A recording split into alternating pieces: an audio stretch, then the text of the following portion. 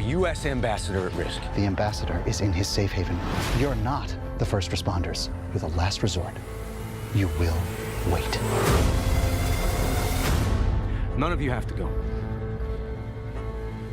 But we are the only help they have.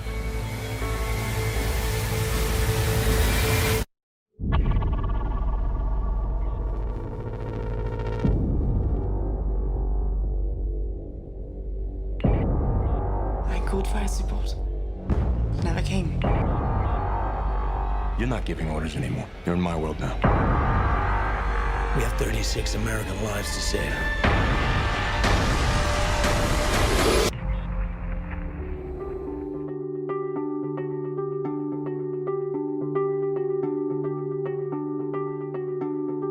Hi, this is Glenn Kaiser with the Dolby Institute, and we are here at on the Paramount lot at the Technicolor post-production facility. This is part of our special focus on Oscar nominees, our podcast series, collaboration between Dolby Institute and the SoundWorks Collection. And I am really thrilled to be here today talking with the team that did 13 Hours, The Secret Soldiers of Benghazi, which is nominated in the Best Sound category this year. Sound mixing. Best Sound Mixing category, that's absolutely right. So we have a pretty august group of gentlemen here. I have to say, I'm a little, I'm sad to say, we just had a really amazing conversation before we started rolling the tape about all sort of horror stories from from movies that they absolutely can't talk about publicly, but absolutely. But we were doing a lot of good laughing. Yeah, that was fun. That was fun. So I'll embarrass you guys a little bit. So we have here today Greg Russell. Greg, this is your 17th Oscar nomination. That is correct. That is an amazing run. So, and you've worked with Michael Bay for the last 20 years. I didn't do his first movie, Bad Boys, in '95, but from The Rock to Armageddon to Pearl Harbor on, we've been working together. So you guys must get along okay. Well, as good as you can get along with Michael, but we do. I get him. I really do get him, and yeah. I know he knows that. So I think that's where the trust lies. Awesome. Yeah. And Gary Summers is with us as well. Now, Gary, you've won 4 Academy Awards. That's great. I made some notes here for Private Ryan, Titanic, Small Jurassic movies. Park, and T2, right? Those little things. Mm-hmm. And 11 nominations in total, which is just an amazing run. And trying to catch Greg. Oh, well, there you go. I know, right? Jeff Haboush. Jeff Haboush here. Yes. You've got 4 nominations. So my God, that's 15. I have 32 nominations between the three of you. That's amazing. It's we're blessed. We've been able to play in the sandbox of sound a long time with some great people and on some really fun, extraordinary films. So I think that plays a big part in that. And it's a huge honor and a nomination. It's just one of the biggest honors on the planet. Well, I mean, that's the cliche, right? That the nomination right. is the honor. But in a way, I feel that's true because the nomination is coming from your peers in the sound branch. That's correct. Yeah. And then once the nomination, then it's really in the hands of the actors after that. The 7,000 members of the Academy. Because the actors make up the biggest branch of the Academy. They're about 1,100. Yeah. And if we were to actually say that they really did understand the discipline of what it is that we do, that just would be just not a real true statement. In the same way, truthfully, I own the fact that I really don't know from makeup and art direction myself. I'm voting on categories that I don't really know, so I get it. It goes around to all categories. Well, my favorite one is of course voting on the film editing Oscar, because you don't know what happened in that room between the film editor and the director. Sure. You don't know what they had to work. How much coverage there was, or that's right. Yeah. That's right. We want to believe that with the sound mixing and sound editing nomination, as these years go by, there is just a tiny bit of education that people can start to see and understand and realize. I think that we've been trying to chip away at letting people understand exactly what's happening in the sound mixing. You say, well, it doesn't matter, but I think that people in the Academy are starting to follow it and starting to understand, and I want to believe that they're going to start nominating or voting for the actual best sounding film, right, as opposed to the film that they like the best. Yeah. Well, I think, and we did see this year a couple of pictures that got nominated in one category or the other. So it does feel like there's a little bit of understanding about. Yeah, there's a little diversity between sound editing and sound mixing. Yeah, absolutely. That's right. That's right. So it's pretty rare in this day and age, as the budgets get tighter and tighter and tighter, to have a three mixer team. So tell me a little bit about the three of you and how you work together and how this group came together and how the process goes. Well, working with Michael for quite some time, it was a two-man team, for a while, and I believe the last two-man situation was the 2009 Transformer film. And beyond that, we just started to get a sense of, he comes in the very last stages of the process, for the most part. He lets us do what we do, and he is reviewing work that we're doing through the process at his own home theater, etc. But it's really in the final week of where we have him on the stage, and he really has come to love all hands on deck kind of approach, where he's going to bark orders fast, and rather than have a dialogue guy say, hang on a minute, let me do this and then I'll go over and do that, he really does like to look at three guys and their three disciplines and say, talk to effects, talk to music, talk to dialogue, and have it immediately change. And I think that he's just we tried it on that for him. He really liked it, and it's been that way ever since. So who's mixing what? Gary Summers on dialogue.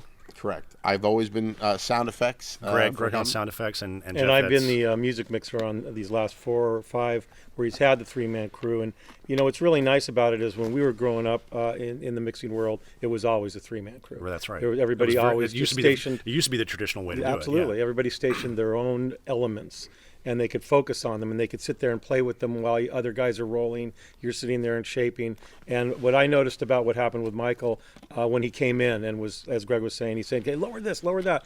If it didn't just happen, he's like, "Why aren't you lowering that?" And you can't say, "Well, hold on, I got to switch consoles, I got to switch desks." Right. So we have the formula now. When he comes in, we just do exactly what he says and keep rolling, and it happens in an instant. And as long as you give him exactly what he says, he stays happy. He stays happy. The mix stage for Michael, he's always called the mix stage is his happy place. Is that right? The yes room. Why do you say that? Because he gets no's everywhere else. We just like, say yes. can I change the visual effect? Can we do this? Can we do that? It's always no, because it's a huge thing. He comes in here, he wants a sound change. It's like done. We change it immediately, and he really, really responds to that, which is why all the more importance on three guys, and or three people, politically correct, that we can respond really quickly and make that note go away immediately, and we're moving on. And just a real quick funny story about the three-man crew. We'll be all doing our individual tasks and rolling, and we're working, and we're getting a reel prepared for playback. And then all of a sudden, Michael will walk in and go, "Show me the reel." Right. And we will just go, "Okay." You don't say, "Hey, we're still preparing, we're still doing it." We go, "Okay." And we roll, and we're recording, and our hands are on the faders, and we're mixing on the fly. Yeah. And there's some great time. Greg's not prepared for it, and I'm not prepared, and we just grab the faders, and we're just going. And nobody's stopping. Michael also brings a certain relative intensity with him. Let the record show all the guys are kind of nodding there. You have to understand. We get a phone call from Bay Films. Yeah. He's leaving Bay Films. Yeah. He's on the road. We get a phone call that he's entering the lot. Yeah. That he's getting out of his car. It's really kind of crazy. He's walking in the building. So the In-N-Out Burger shows up. We are well prepared. But you know what? And sometimes what you've prepared, what he said at Bay Films that he wants to see. Yeah. We have it. It's all like on start mark. Yeah, it's ready. Jittering away. Tight. But he walks in. He goes. He's had half an hour to think about that. And you walk in. It's like no. Show me reel 5. I don't want to see this. It's a scramble. Is that even? Do we do it or? But it's obviously, Michael has a reputation in our business as being a fairly intense individual, and he's well known for making these big, very complicated often very expensive. Just movies they're hard to pull off. There's a lot of They're visual really hard, effects, really complicated. and I think especially with the Terminators, those movies kind of in our industry have Transformers. Just become, I'm sorry, That's okay. The Transformers. They've kind of become there's so many great stories in our business because the deadlines are so intense on those, Right. and they're pushed up against a lot. It's always about you got to hit that release date and everything's Correct. so it makes sense that you guys have to because this is also the last stop before it goes out into the world. So there's a lot of pressure in this environment. Can't leave here wrong. It certainly is, and I again always though commend him on the creative freedom that he gives and extends to both not only us but to the sound design team. He really does want us to put our best foot forward and trust our own instincts. Knowing that there'll be some things that will clearly shape for him specifically, but he kind of likes what we do. I mean, he does, and we being that his own cinematic sensibilities we've been accustomed to for many, many, many years. We know how to get there fast, Right. But it doesn't alleviate the fact that when the movie's changing and picture changes, we might have a reel that we're mixing in Atmos, and there's 238 changes in the reel. Now, we've had this particular facility have 2 Atmos stages side by side, final mixing the same reel. While Jeff might be doing a music pass on this stage here, I might be doing effects updates, or Gary might be doing effects updates, on the exact same reel, right next door. So the workflow, he raises the bar, let's say, for the absolute extreme, intense, how do we get this done? And we find a way to do it. But it really challenges everybody. It makes everyone have to play at the highest level. Yeah. And truthfully, I am so appreciative of that, just in that I believe I'm the mixer I am today because of being pushed to those limits. How to put through the fire with him. Figuring out with your engineering team, how do we do this? How are we going to pull this off? Looking at each other and our together as mixers, and with the sound designers saying, how are we going to actually get this done? Yeah, how do we? And then we do. And so Sleeping over, spending the night, going 20 hours a day.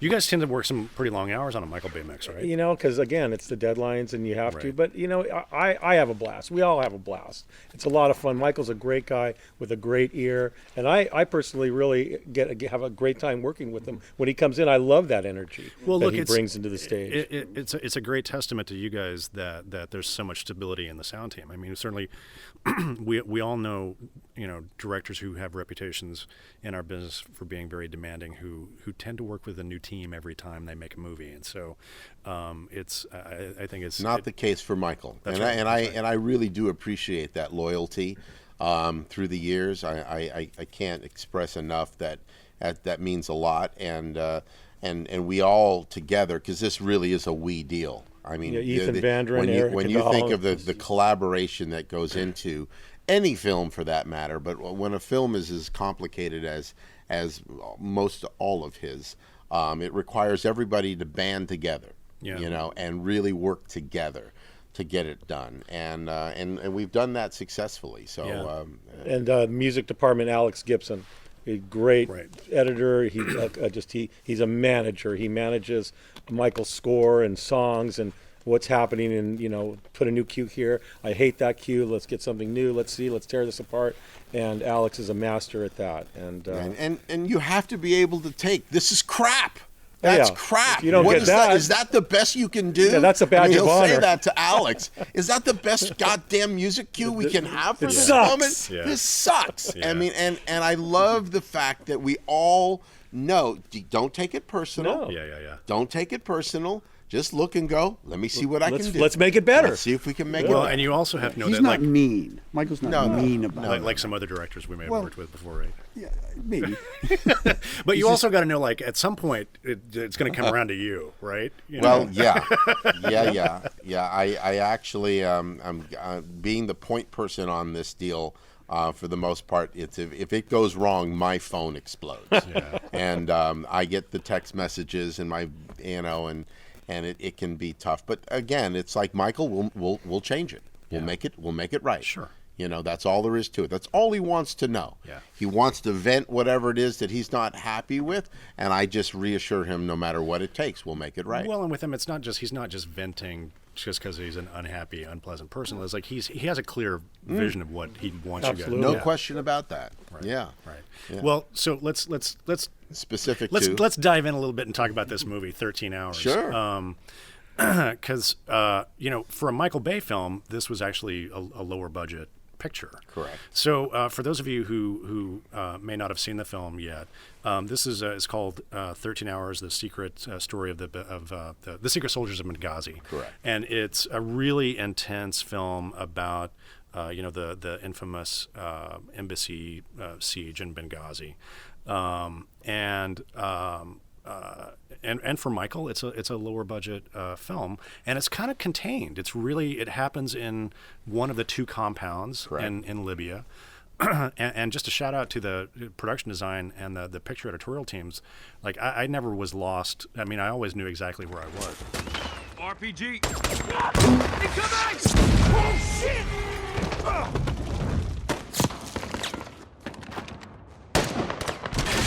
Go, get up! You're good, get cover, get cover! Move right, move right, move right, move right! Left, by the trees!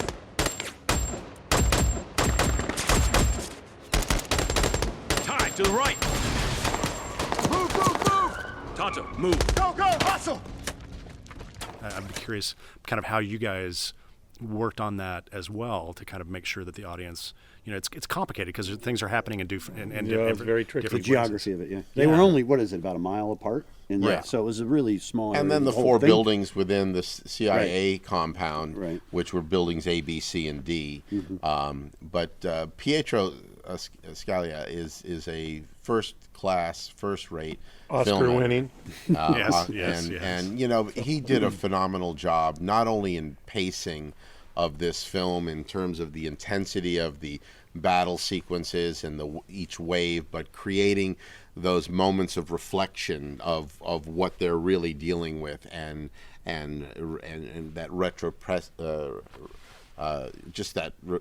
that calm before the storm, as it were, to create those hills and valleys, so that it wasn't just it was very the It disarray. wasn't confusing It at was all, very confusing in that you didn't know who were the friendlies in terms That's of very who true. were working with them and who were against them, and so they Feb wanted 17. and that tension of not knowing who was a part of what played so well in this film, and I really do attribute a lot of that to Pietro's great work. So This film was it was very educational. I knew on September 11th, 2012, I knew that this happened. Right. But I didn't really know the details. And Yes. some people followed it and were, following it all the way through when it was going on. I didn't until I saw this movie, 13 Hours. That's right. And I That's learned right. about these CIA, the guys, The contractors who were basically doing the security contractors work. were there to protect the CIA. Right. And then when the embassy, which was semi-abandoned,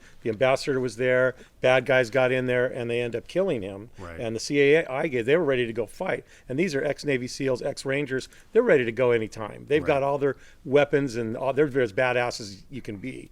And these guys were portrayed on the screen perfectly according to the guys that really were there. Really? Because they were consultants. Yeah, and they said that's what happened. And when I was watching it, I felt that's exactly what happened.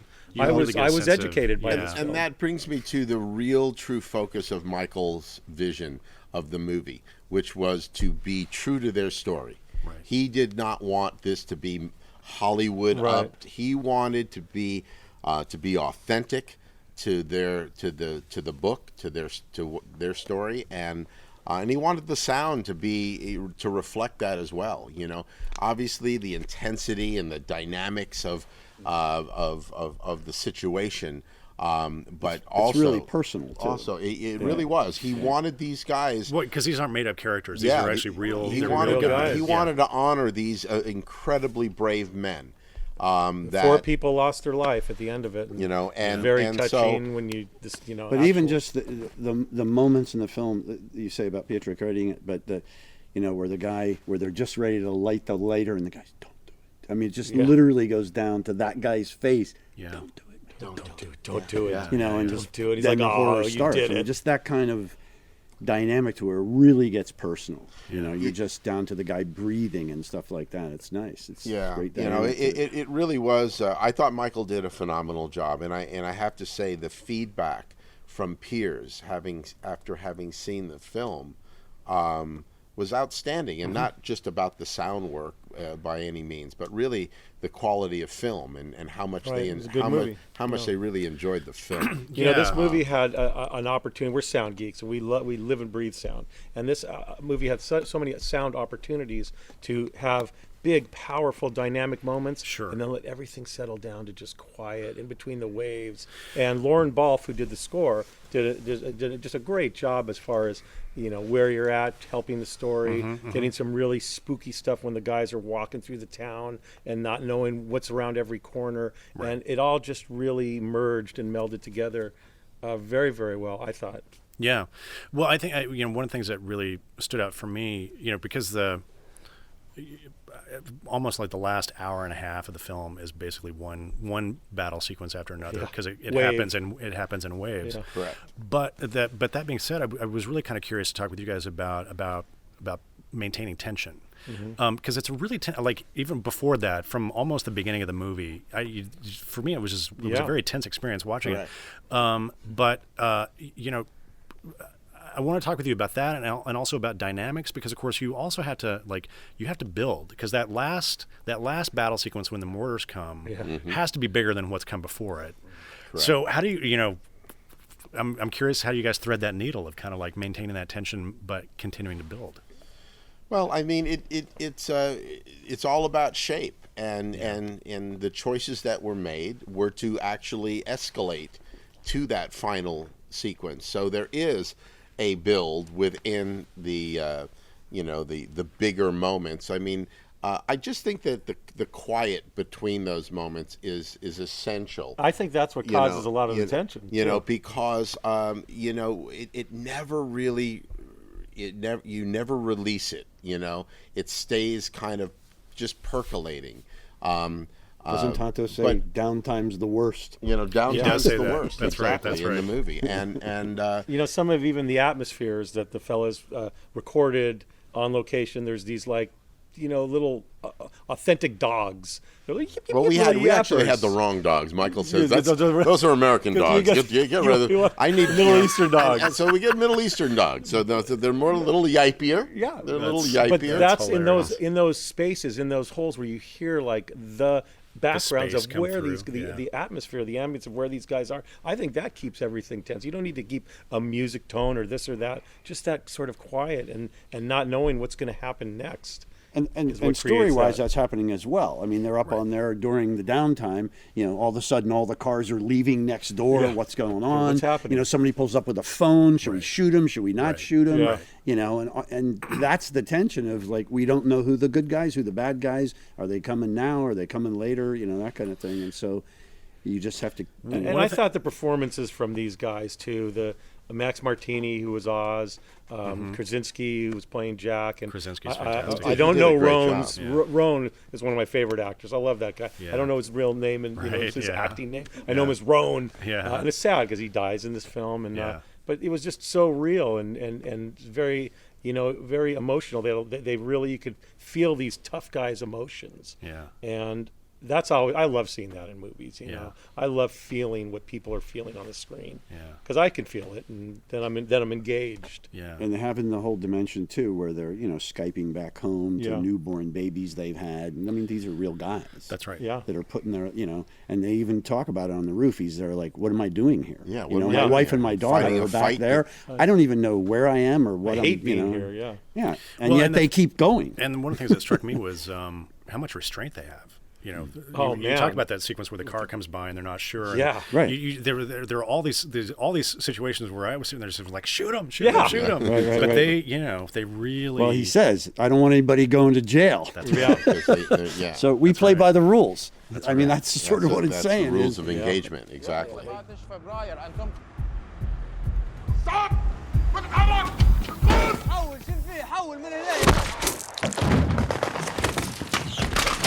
Amal, get cover!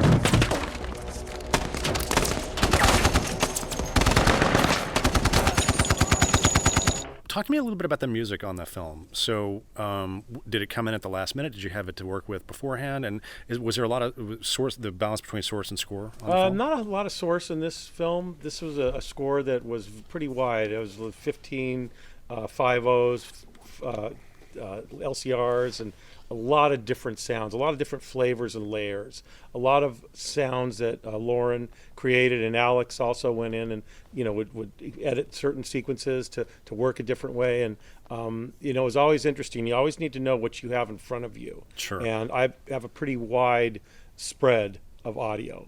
So when so it's people not understand always what your standard, break orchestra it and Yeah, strings so and percussion. A lot of these, you'd have some of these like weird tones and synth and some rumbles and some just different kind of air and different ambient type sounds that are musical. Yeah. And that just blend perfectly together and also work with the themes in the score. Right. A lot of energy in certain sequences. The embassy being attacked. Right. It's a 35-minute sequence in this film that just, when it starts, it's just intense.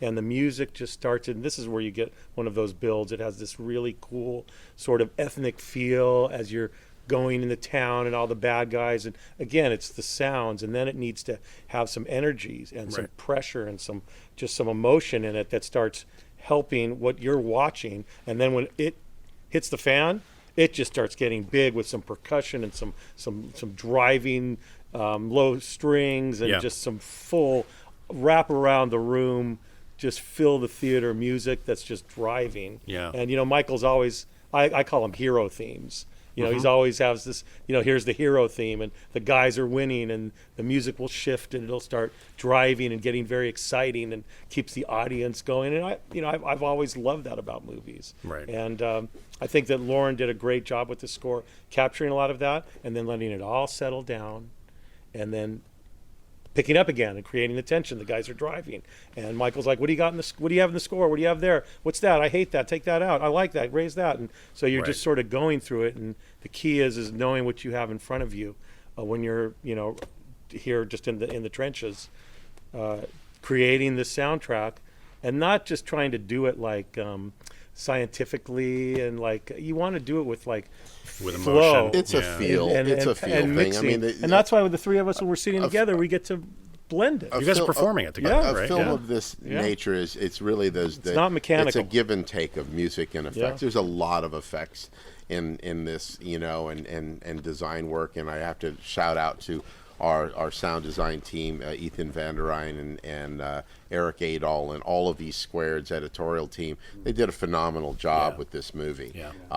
It was bittersweet that they were not acknowledged, because clearly, the palette of sounds that I get to work with in terms of all of these guns, and some of these recordings of these guns were so amazing in how concussive they were. And I'm trying to create as much punch and have it tight and articulate. And the material is second to none, and I really do appreciate their effort. But really, that ebb and flow of music to effects, and obviously we've got the narrative. Clear the dialogue. It's Clear the dialogue. I got to hear what they're saying, man. I got to hear what's going Square on. hole. So they're in that shape throughout the course of a 2-hour plus film, that you want it to be interesting and engaging, intense when it needs to be, but enjoyable to listen to, fun to listen to. You don't want it to hurt, and but you want to feel it. So it really we were very thrilled with getting that the news that morning that this movie got in. It was really a thrill. Well, I want to ask you a couple of questions about Atmos, Sure. Dolby Atmos on the film. And I think when most people think about 13 hours and Dolby Atmos, they probably think, okay, we go with the big battle sequences, or probably pretty Atmos-y with a bunch of objects flying around. But I'm curious, how did you use it for music? Were there quiet sequences where the Atmos really helped with the storytelling? Well, Go ahead. Yeah, I mean, certainly war films have its array of bullet buys and impacts and so forth. You know, one of the siege on the ambassador's compound, obviously he's trapped inside, and the fire that's taking over. They light a fire to kind of smoke him out. Yeah, right? And that was part of that was story. And so to be engulfed, and we had amazing visuals of fire coming over the swooping ceilings, right over your head. Yeah. So that was a pretty powerful opportunity for Atmos within the soundtrack to really put you inside that house. You know, Atmos is one of my favorite formats, and what Greg's talking about, the big stuff, is always great to envelop you. But one of the things I really like is backgrounds, and one of the things Greg was doing too was just taking the BGs and taking a pass and just putting them up in the ceiling, in the dome, in the room, and you could feel that because it's more of the subtleties of Atmos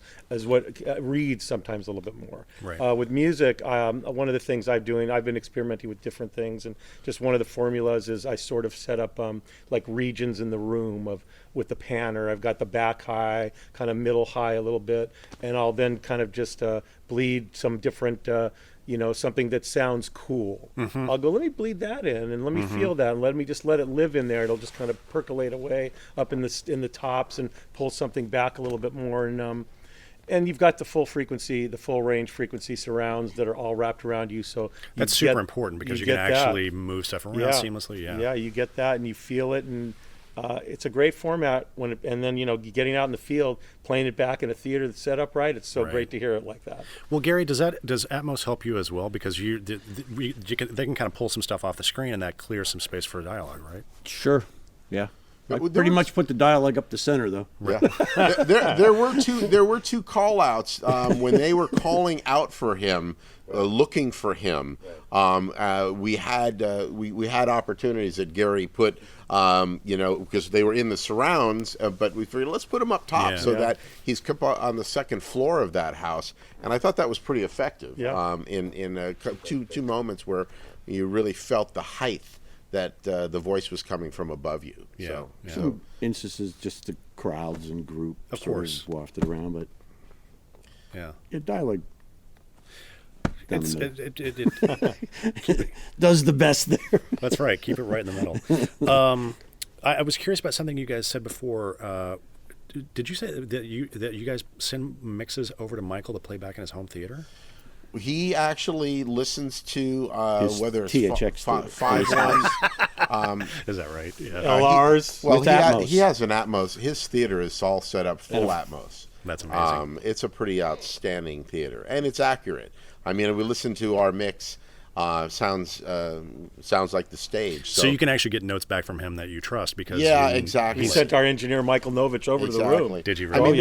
There was a time we were getting notes on stereo left, right, on crash stereo downs. crash downs, and it was like whoa. Yeah. But now and here's the thing, he likes a seamless. If he has something on his mind, he wants you to know it immediately. So he has, and I don't know what this box is called, but he's had it in his picture editorial scenario forever. So it's a screen, it's a monitor. He can hit a button, and he is live inside that editing room behind us. We got a screen, 25. Oh, they bring in a screen behind. Now and we hear our last movie, and he's there. Are you serious? Our last from Miami. Wherever he happens to be in the world. Here for us. Yep. And at any moment he could be there, and he has scramble. Something. And then the weird part is the camera would be facing the theater, the screen, and he could see it. He said, "Hey there, roll down. Let me hear. Roll down. I want to show you something." And so he'll be looking at the screen, pointing out something that he wants to make sure that we know he needs something in that specific shot. So again. He really does. If he's got an idea, he wants you to know about it immediately. And that system that he has, it can be a little terrifying at any given moment. No, we'll be sitting out there eating. You hear, doot, doot, doot. It's Michael's like, Michael! coming in from Miami. We got to be in the chairs before he comes on screen. But that is too funny. But again, it's really, he knows no matter what he asks of us, it will deliver it. It doesn't matter. I mean, it just doesn't. There are no no's in our book.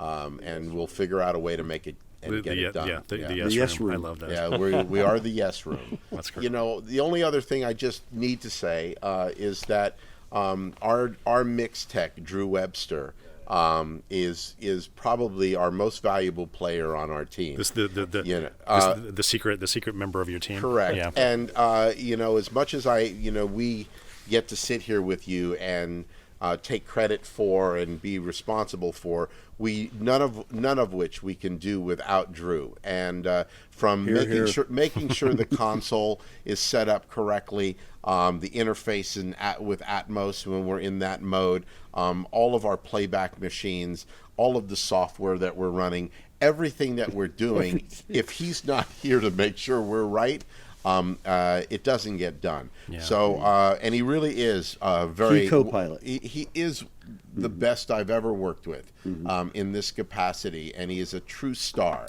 And I just need to go on record to say thank you, Drew, for all that you do Thanks, for us. Drew. Drew, thank you. Because without you, none of this stuff gets done. Well, it's really And true. if you think about the amount of technology that you have, these are technical things. It's and unbelievable. the console, all the everything running inside Pro Tools, everything the Pro Tools are all running. I mean everything, and anything can go offline. Anything can not at any moment. And with stuff that's mayhem happening. I mean, it's just amazing. Drew will go, "There's a click at 38 feet." I'm like, how did he hear that? Yeah. It's like, Yeah. But I've being that there are so many changes and the things that the Conforming. crunch Oh my God. that happens at the end of the process, anything can fall through the cracks. That's right. And it never does because of people like Drew. Because you got a tech team behind you. Because we have an amazing support team behind us. That's both from an editorial standpoint. I think Brandon Jones worked on this,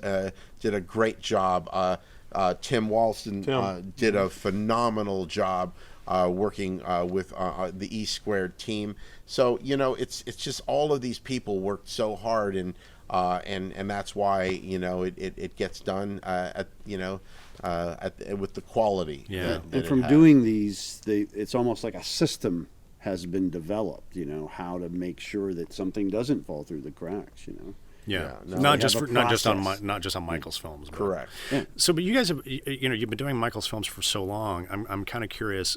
Has his style changed? Have the mixes changed over the years that you've been working with him? Well, certainly 13 Hours was a different. 13 type Hours of film. was definitely a change for a different him. kind of and it movie. was different than Pearl Harbor. Jane had a little change. But look, there are places where he really loves what music does for his movie, and then there's times he wants to be gritty, boots on the ground, which is a lot of this movie had quite a bit of that as well. So, but I just think he says his greatest note for us: make it cooler. Yeah.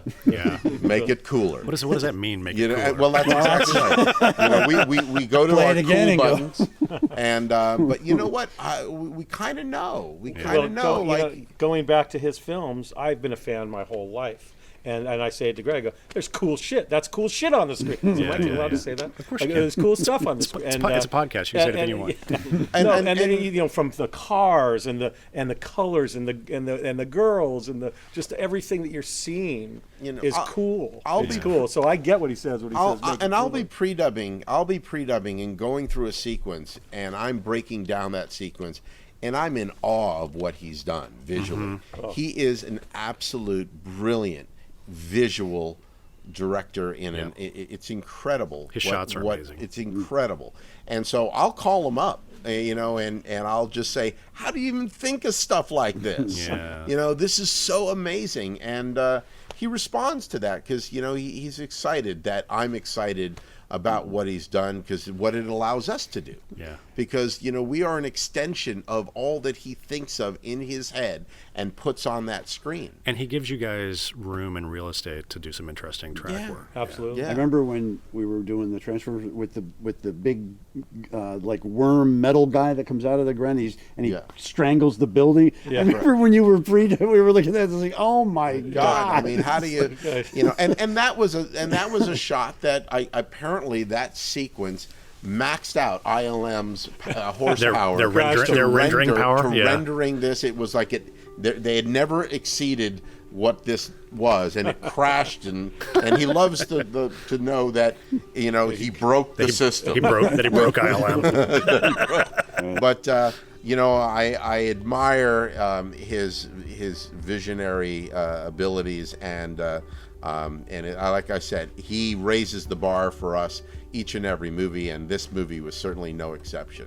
And we're thrilled that the audience comes out to see it also. They come out Yeah. to see this cool stuff on the screen and hear this cool stuff also. Yeah, because these movies need to be experienced in a theater. Oh, absolutely. With a Well, great he's the one quality sound director system. that has always gone on record saying that sound is 50% of the experience of his films. Right. So therefore, Don't watch it on your phone. Yeah. correct. I mean, it's critical. Sound is critical to him. Yeah. In every way possible, from music to dialogue to all the sound effects and design. So we're proud to be a part of his team. Well, that's fantastic. I think that's a great way to wrap it up.